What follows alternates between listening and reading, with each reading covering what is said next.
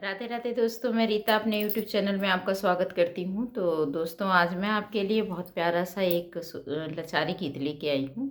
मुझे आशा है कि आप लोगों को पसंद आएगा, और पसंद आ जाए तो लाइक शेयर ज़रूर करना और कमेंट करके बताना कैसा लगा मेरा ये लचारी गीत। रुपिया में ये कबीरा पनमा गुजर कैसे होई है सजनामा। रुपिया में ये कबीरा पनमा गुजर कैसे होई है सजनामा।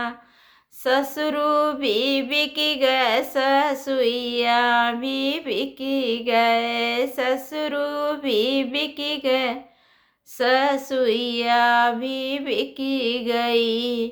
अरे बिकी गई नी नदी नगिनवा गुजर कैसे होई है सजनावा।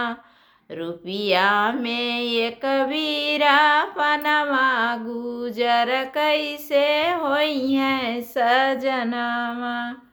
जेठ भी बिकी गए जेठनिया भी बिकी गई, जेठ भी बिकी गई जेठनिया भी बिकी गई। अरे बिकी गई नी नदी नगिनवा गुजर कैसे होई है सजनामा।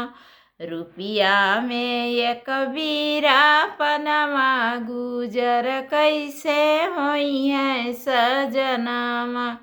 देवर भी बिकी गए देवरानिया भी बिकी गई नी, देवर भी बिकी गए देवरानिया भी बिकी गई।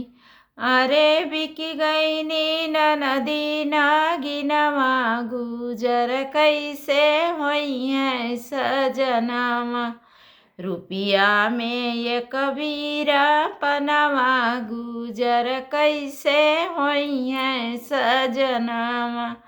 सैया भी बिकी गए सवतिया भी बिकी गई, सैया भी बिकी गए सवतिया भी बिकी गई।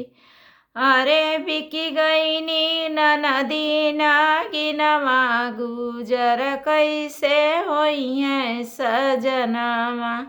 रुपिया में ये कबीरा पनमा गुजर कैसे होई है सजनामा। कैसा लगा मेरे लचारी गीत आप लोग ज़रूर बताना।